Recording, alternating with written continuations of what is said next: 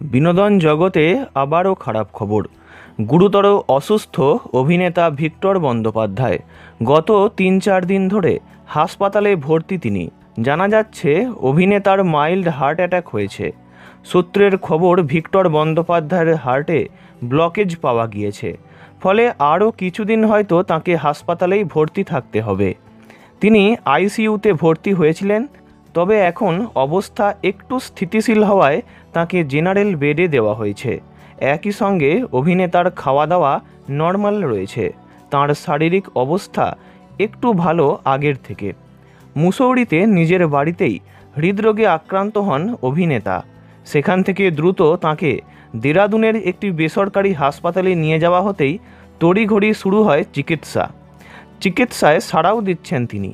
তবে অভিনেতার বয়স হয়েছে ৭৭ বছর, তাই বর্ষিয়ান অভিনেতার অসুস্থতায় চিন্তা তো একটা থেকেই যায়।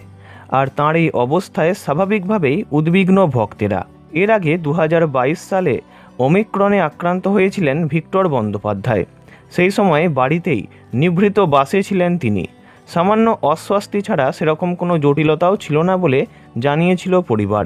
সেই একই বছরে ভিক্টর বন্দ্যোপাধ্যায় কোভিড ও ডেঙ্গুতেও আক্রান্ত হয়েছিলেন এবং তাকে হাসপাতালে ভর্তিও হতে হয়েছিল।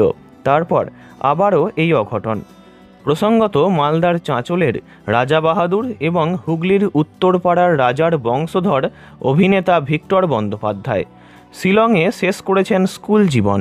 সত্যজিৎ রায়ের শতরঞ্জকে খিলাড়ির মাধ্যমে চলচ্চিত্র জগতে আলোড়ন তৈরি করেছিলেন তিনি।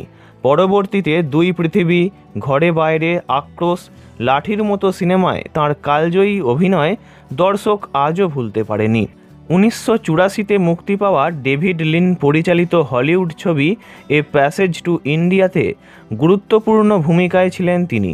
হিন্দি, বাংলা, ইংরাজির পাশাপাশি একাধিক ভাষার ছবিতেও কাজ করেছেন ভিক্টর ব্যানার্জি। তাঁর দ্রুত আরোগ্য কামনা করছেন সকলে। ভিডিওটি এই পর্যন্তই। বিনোদন জগতের সব রকম খবরাখবর জানতে চ্যানেলটি অবশ্যই সাবস্ক্রাইব করবেন। ধন্যবাদ।